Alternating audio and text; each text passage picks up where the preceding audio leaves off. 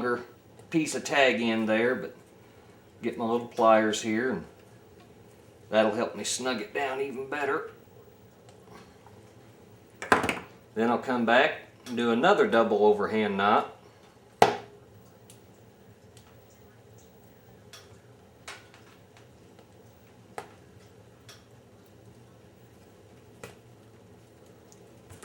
Take my little pliers again. And this is something quick and easy you can do at home. You can set it up right on your couch and do it. Then I take my handy dandy little razor blade here. Kind of squeeze these two together just a little bit. Take the razor blade, leave just a touch sticking out. Then I can take my lighter and just kind of touch it close to them. Don't try to stay out away from it as much as possible. Now I've got a little section there that's served right there. As you can see, my knock fits right on it. Good snug fit, and there's just enough variance between the two, between your center serving and this little section you've served there, that it's going to give something for your D-loop to grab a hold of. I may zoom this out just a little bit so that way guys can kind of, that aren't never tied D-loops before, they can kind of get an idea of how to tie a D-loop. So this will kind of serve a dual purpose. Myself, I like to take and fluff up the very end of it. And then take my lighter, kind of twirl it as it's going.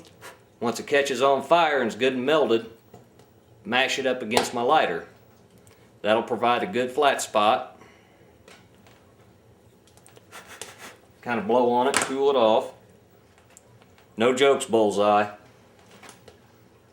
Then, basically, to do a D-loop, you'll come up, you'll come around the string, then you'll come over like that, come right over the top of your longer piece, come around the front side, then you'll insert it up under that little loop right there.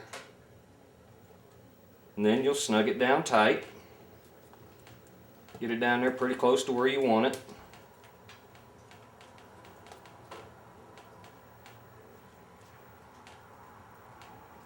And see, I can't even push that down by hand. So that's doing its trick. And that's how you do your D-loop. Then you come over on the opposite side and do the exact same thing.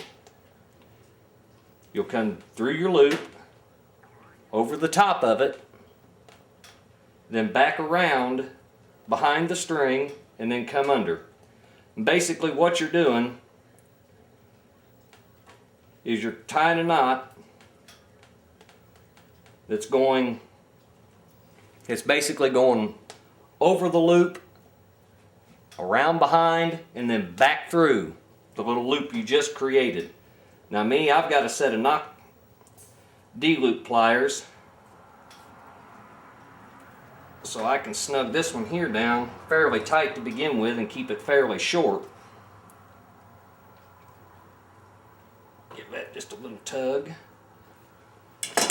Then I leave about 1/8 of an inch sticking out.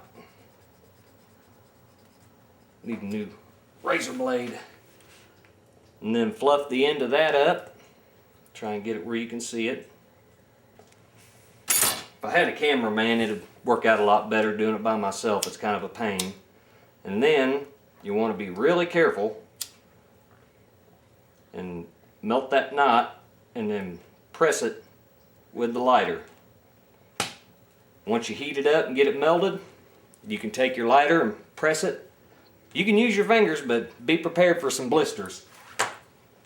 Then take your handy dandy little D-loop pliers. I love these. A friend of mine and former head of R&D for Storm Archery invented these, and then got with Viper tools and made them. Then you can take it, cramp it down real good, and there you go. Then you can turn your D-loop around wherever you want. Then you can pop your arrow in. And you can see you've still got about 1/8 of an inch above and below your knock. You got plenty of room, and now the knots can't slide down because that little piece of center serving you put in there basically made a stop for it. Some guys will just serve above and below each side of the knock and then I just serve the whole thing. That way you get a little bit tighter knock fit, but not too tight. And then that way there's no risk of the other two balls sliding basically. And there you have it. And another upside to this, you could actually, if you're speed conscious on your bow, you could run a thinner diameter center serving instead of a .026. You could go with a .022 or even a .020. Use the BCY 3D. Put your knock point on there. You've reduced your weight on the string. Plus you build it back up with the center serving so that you still retain your good knock fit. Gained you 3 or 4 feet per second probably. Maybe 6 depending on your string material and how you got your bow set up. But there you have it.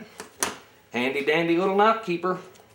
And then by doing it like that, you still retain your knock height and everything and don't have to worry about it. Your knock's back on there, your D-loop's back on, you're ready to rock and roll.